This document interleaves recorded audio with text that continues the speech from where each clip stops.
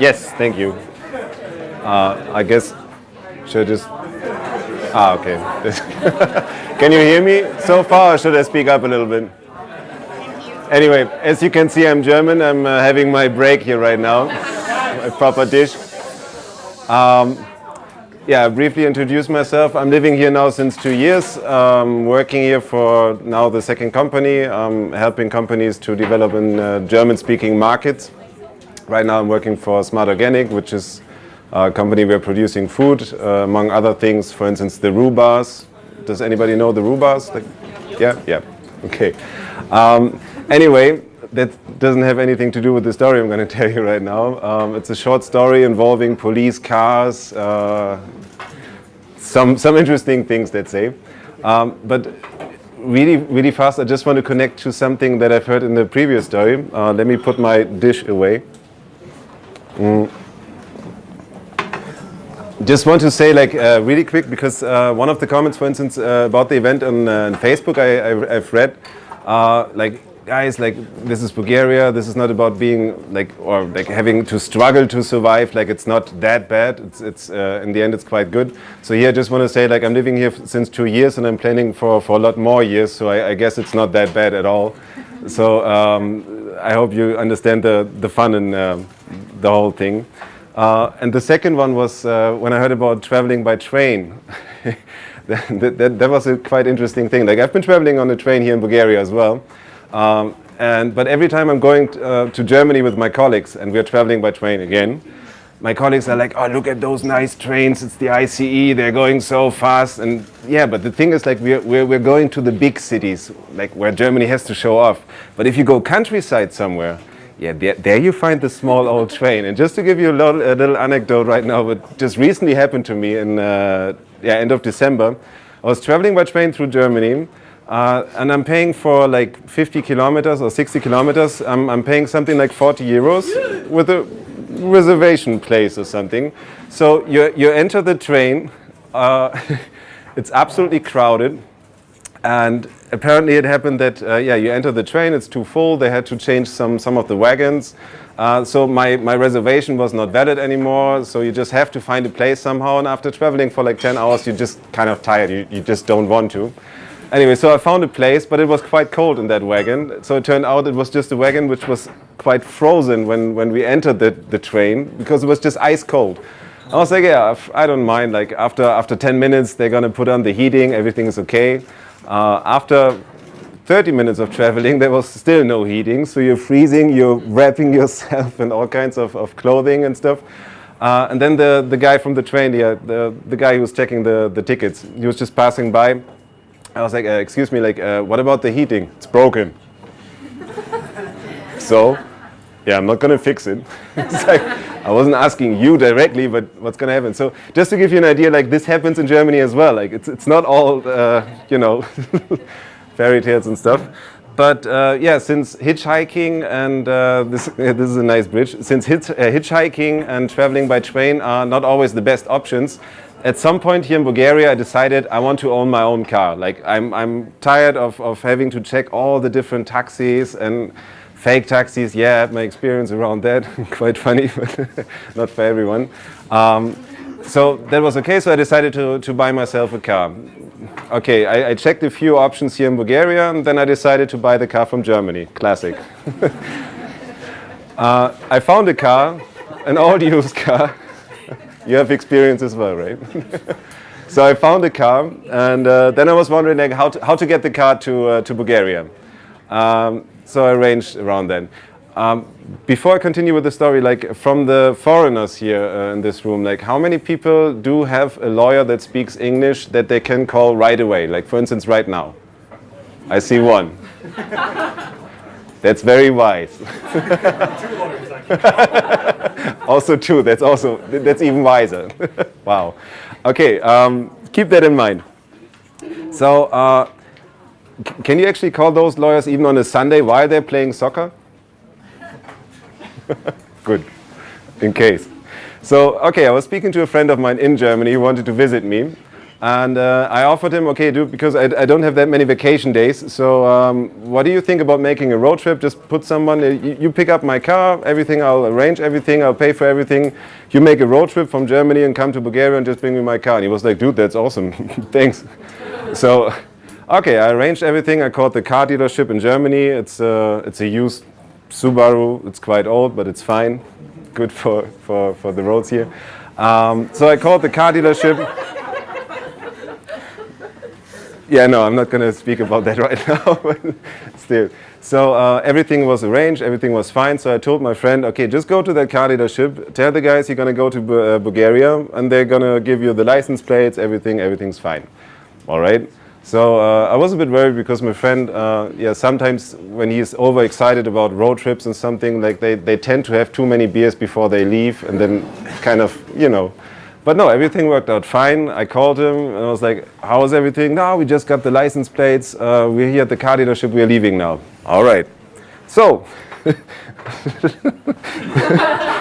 those guys, he took a friend. Those guys entering the car with all the documents. Everything's fine. Everything's okay. The car dealership, even the officials, the authorities in Germany said, here you go. Have fun going to Bulgaria. All right. So they started traveling. They traveled through Germany. They crossed the first border. I think they went to Czech Republic or to Austria, I'm not sure. But they traveled through many, many different countries. Austria, Czech Republic, as I just said. Then they went to Hungary. They made a night, like a stopover. They stopped in Budapest. They went to a hotel. Had some awesome night. I got weird pictures at some point. So apparently they were having fun. I was a bit worried around the car, but they told me, no, it's fine. It's at the parking. Everything's good. All right. So I was here in Sofia. I was like, okay, those guys are doing fine. Next day, they promised me, Jan, we're going to leave at 10. At 2 o'clock, they told me, we're going to have lunch now and then we leave. I was like, okay, don't worry, just everything's fine. Keep the car safe. That's okay. So they kept traveling. So they went through Hungary all the way. Then they came to Serbia. They left the EU. I want to point out and stress this fact. They left the EU.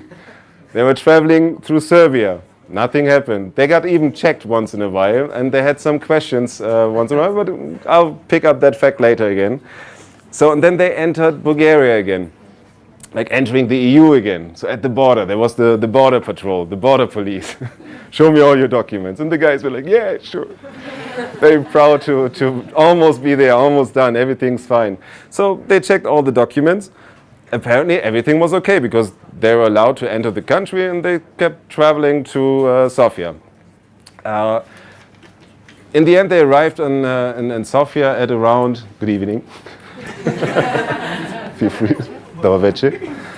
So in the end, they arrived in Sofia at something around 10 o'clock, I think it was, like 10 o'clock at night. So what guys do instead, like, we haven't seen each other for a while. Instead of taking care of the car or something, I was like, come on, let's have a beer, let's have a Schopska-Salate and show you rakia and stuff. Like, all right, so we went to a restaurant, had a couple of beer. It was awesome. They told me all the stories around the traveling to Bulgaria and how it was, and yeah, again, weird. Quite interesting. So the next morning, with a slight headache, I decided to, right now I'm not able to drive, let's wait for another 2 hours, have a breakfast, but then I need to have a test drive with that car. Like, it's my new old car, but still, it's my car now. So I took the car for a test drive just to drive around Sofia a little bit. Now we're getting close to the lawyer topic and the police cars. So I was driving around Sofia and was like, yeah, that's great, that's cool, that's nice, everything's running fine. Consumption is a bit high, but anyway. So we drove around the NDK, and at the NDK there was some traffic accident. So it happened to be that there was like a whole lot of police cars around, a whole lot of cops around and stuff. And one of the cops, like, was in April, sun was high, window down, classic. And one of the police cars was just yelling something like, yeah, stop over there. I was like, yeah, fine, okay. So we stopped at the NDK. And here where it begins. Like, it was something around 2 o'clock in the afternoon. So I was stopping there, and he was like, there's something wrong with the license plates. Sure, if you think so. Like, here's the document. No, wait. We have to wait for another cop, like for another category. Not the traffic police, but the investigation police. Wow. All right, okay. whatever you think, it's fine. Like at that point of time, like I was absolutely fine, like everything's all right. So I was waiting and waiting and waiting, and at some point the guy, because he saw I didn't speak that much Bulgarian, he came up and showed me on his phone like that apparently he was convinced that the license plates that I had are not legal in Sofia, or in Bulgaria in general. So that was a problem, and not only a small problem, but a big problem, because those license plate, like driving without a correct license plate or without a valid license plate, is a crime. Not anymore just something you can pay a fine for, but it's a crime. So I was like, yeah, okay. Tell me more.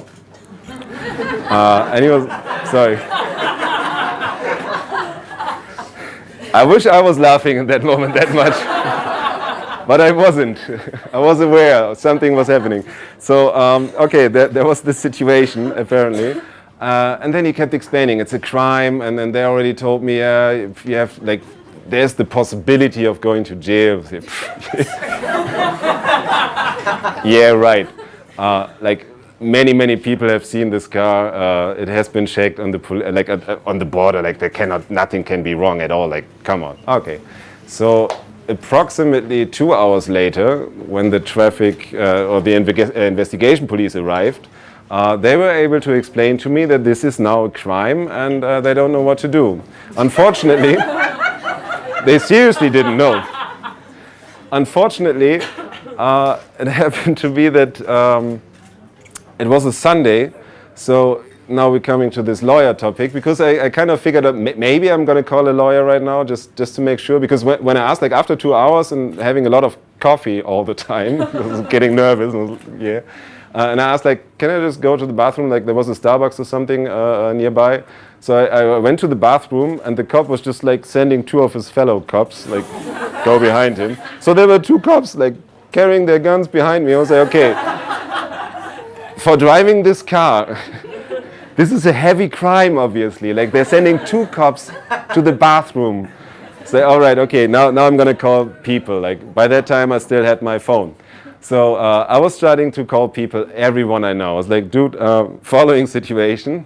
So I'm repeating this story quite often, actually, as you can imagine. So I explained the situation, and then people started calling everyone. And it turned out like, okay, the German embassy on Sundays, they don't work. They have a nice answering machine, though, but they don't work. Like in emergency cases, you can call blah. Then you call that number, and they're like, call us tomorrow. In this case, we cannot help you right now. Like, great. All right.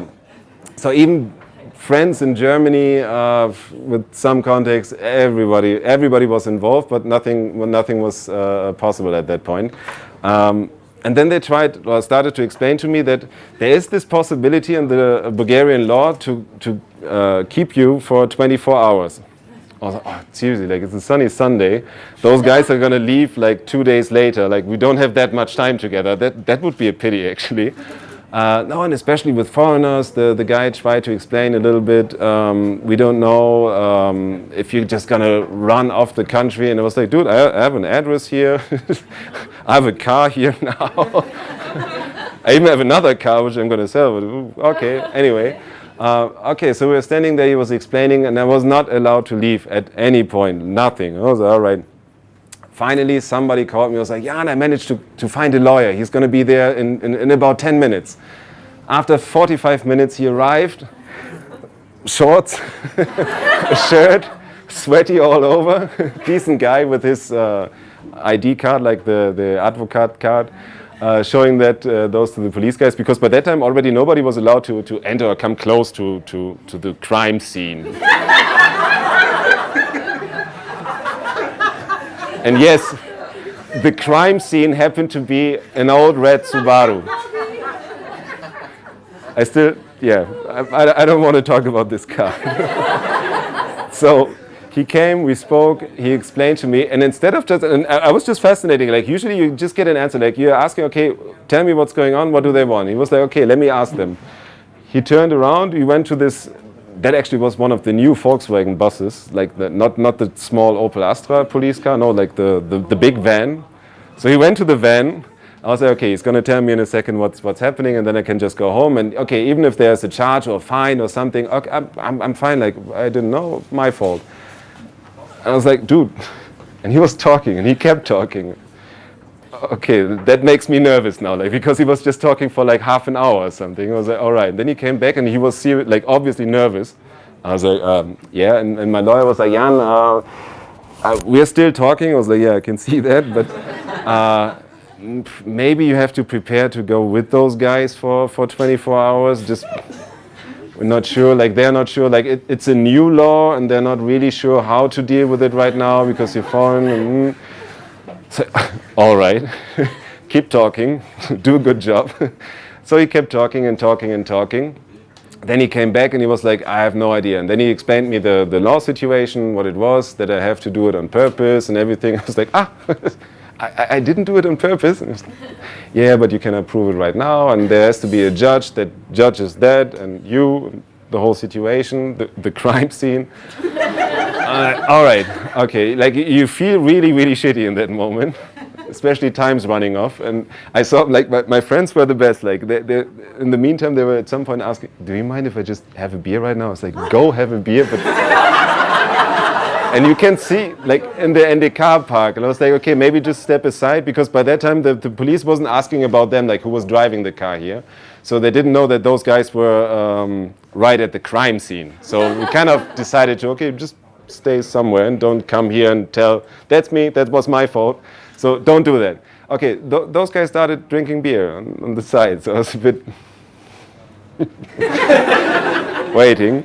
By that time, yeah, I was not smiling that much. Anyway, so I was talking to my lawyer, he was explaining the situation, and in the middle of the conversation, like even without waiting for the sentence to be finished, the police guy, like, that was a huge guy, no hair, but huge, just grabbed me, you come with us now. So, all right, at least he speaks English, fine. So we went to this small Opel Astra. Now I can laugh a little bit around some of the facts around that. So he put me into a car, like he opened the door and he was like, yeah, have a seat, and closed the car. And so I was sitting in the back and I was already mentally preparing for like 24 hours going with them, and already started like my phone, I still had it, okay, like just send the location all the time where we're going, just to make sure that my lawyer knows where I'm going. Just want to make sure that somebody can follow me. So he closed the door, and then there was something. This huge guy standing next to the car, to the police car. He looked at it, analyzed the window a little bit. He opened the door again, pressed down the button, and then closed the door again. Okay, I was like, now I cannot escape. Shit. The police guy sat down in the car. Okay, we started driving, I can tell that now, like to Lausenitz, fancy jail. Not somewhere in Družba, no, we went to Lausenitz. While driving, I decided to push down the other button of the other door as well, just to show them that I don't have the intention to just run off. They looked at me and didn't comment, of course. So we went to Lausenitz, and I was like constantly sharing my location to everyone, basically, just to know, okay, where I am. My lawyer, like, he managed to yell at me, like, as soon as you're in jail, like, don't sign anything. All right. So I came to jail. As you can imagine, hospitality in the jail in Lausenitz is not like welcoming. It's rather, yeah. You're here now. You're with us now. Enjoy. Yeah, enjoy. Yeah, the joy I left at the end of the car at that time. So I was a bit, okay, what's happening now? And the first thing, like after my lawyer yelled at me, don't sign anything, the first thing, I arrived in jail, I was sitting down at some desk with 500 police guys, heavy crime again. Everybody was staring at me, looking and stuff. I was like, sign this. Wait. So there's like 20 guys, like, okay, I'm overdoing it here, I'm dramatizing, but okay, there was like 5 guys, like really looking, 3 guys, angry, looking at you, and they're saying, sign this now, and you're like, no. No chance. So, okay. But then there was one more problem, and this is like important for the foreigners. In that moment, I was like, okay, just try to be nice, try to be polite, and remember the few words of Bulgarian that you've learned so far. So one of the guys arrived, like sat down. He was like, "Okay, you have to sign." I was like, "No." And then another guy arrived and was like, "Dobar večer, near the speeder," and then, you speak Bulgarian, so you don't need a translator. Ich verstehe kein Wort von dem, was ich hier gerade gesagt habe. Also bitte lassen Sie das. Aufhören bitte. Okay, so those guys were apparently, they were annoyed, like, stupid foreigner, doesn't want to talk. Fuck that. Shit. Okay, so we had to wait for my lawyer, and they're like, okay, we need a translator here now. So on a Sunday, that was already like around 6:30 at night. It's getting boring at some point. So we're sitting there. I was not even allowed to have a smoke, and by that time I didn't smoke that much. So I was a bit like, okay, I want to smoke now, really. So okay, I was waiting and waiting and waiting, and then there was the translator. Finally, the official translator that is being called when there's such a foreigner case, diplomatic troubles, whatever. This translator apparently came from some nearby hotel. He was still wearing his lobby boy suit. I said, all right. After 10 minutes of him explaining to me what the document says, like the Bulgarian document, turned out that like we agreed on speaking in English because his German was just like my Bulgarian, almost not existent. Like, or actually, to be honest, right now, like I can speak much more than that guy could by that time. But it was the official one, so okay, who minds? And the only thing I saw that there was this piece of paper, and I had to tick some boxes. And there were like 3 or 4 boxes. One said 24, the next said 36, and the last one said 72. Just, yeah, like hours. I was like, yeah, I'm not gonna cross to a 72, of course. So it's like, all right, no. And then it said like, okay, can be possible for 24 hours anyway. Like, okay, and at some point you're like, okay, they're not gonna let you go right now. My lawyer cannot do anything. He arrived at some point. We had a, I don't know, 10-minute conversation, telling me like, okay, sorry, Jan, like the court is working tomorrow morning. So tomorrow morning, the first thing for me to do is to go to the court, explain to them the situation, and just get you out of here. Like, and maximum is 24 hours. All right. So he was explaining, and then in the middle of the conversation, it was that guy again. You're coming now. So again. And the only thing that made me nervous at that point was that my lawyer, his last words at that point were like, okay, I'm going to try to get you out of here by tomorrow night. It was, you trying? Excuse me? Yeah, great. Okay, then there were like a couple of other things, like, okay, you have to give everything away, shoelaces, belt, like regular stuff. I don't know. Who has been to jail so far here? Just for 24 hours, nothing, no hands? Yeah, okay. I guess so. No, so okay, whole procedure is done. You get your room for the night. Unfortunately, that room was a shared room. There was some nervous junkie sitting next to me, but let's say he was not unfriendly, neither friendly. He was just there in his own little whatever, being a bit nervous. Like that lucky guy, he got out first. Like I was a bit, nah, you.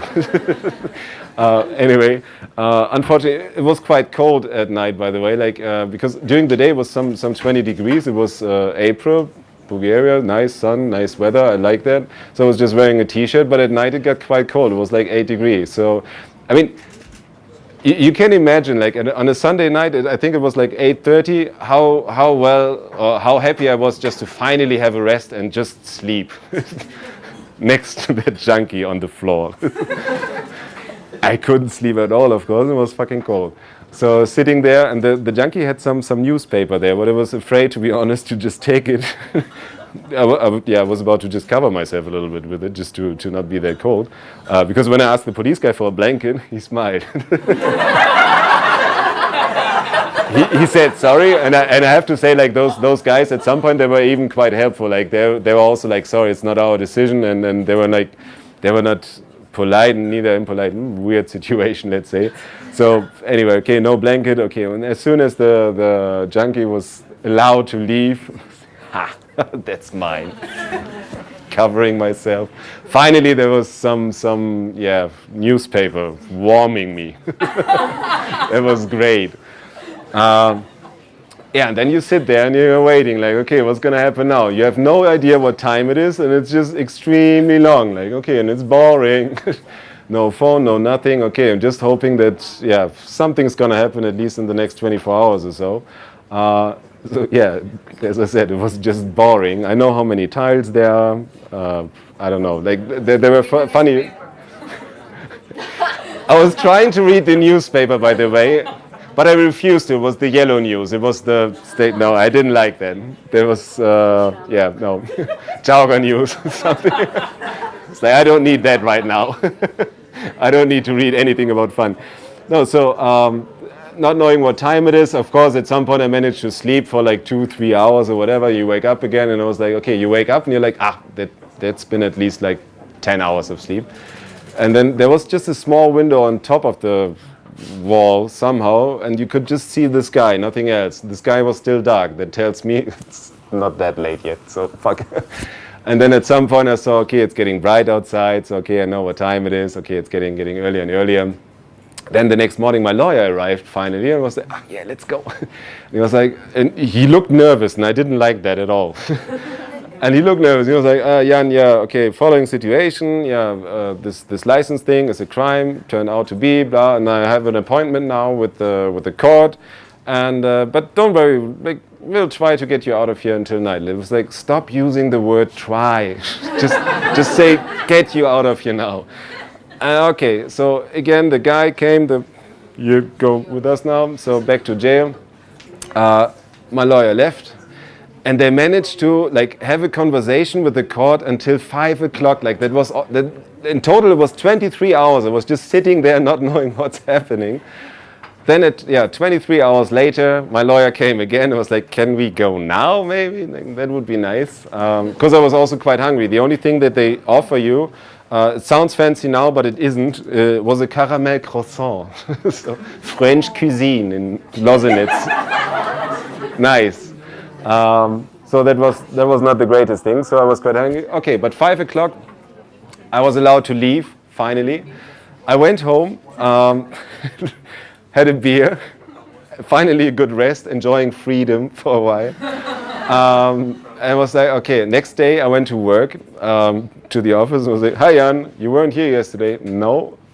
Jail and stuff? Yeah, I heard. Like, you're fine? Yeah, I'm fine. Okay. And then, like, in the afternoon, I already had to go to Germany on a business trip. Nobody was like, yeah, that happens, don't worry.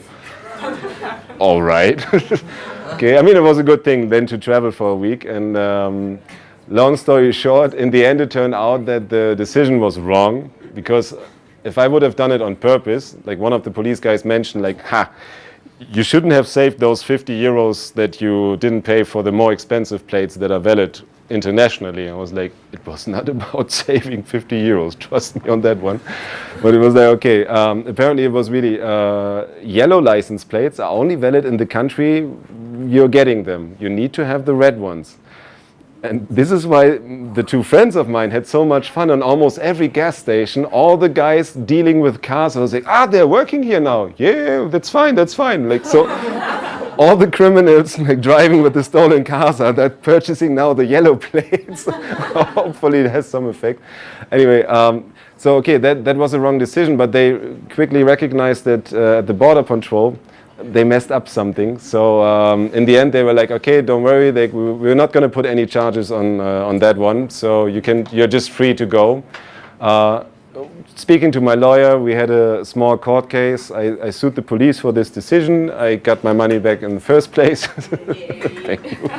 I didn't want to go to the second process because it's just long, expensive, and doesn't make sense. It was fine like that. So keep in mind, as being a foreigner, maybe also as a Bulgarian, just have a lawyer just right there, and just keep in mind that things like that can happen. And if there are any more questions around that, I'm happy to advise you or give you the number of my lawyer. He now is familiar. He even said, if you're mentioning me, it's fine. He's a good guy. It wasn't too expensive. Yeah, so that was my experience. Thanks.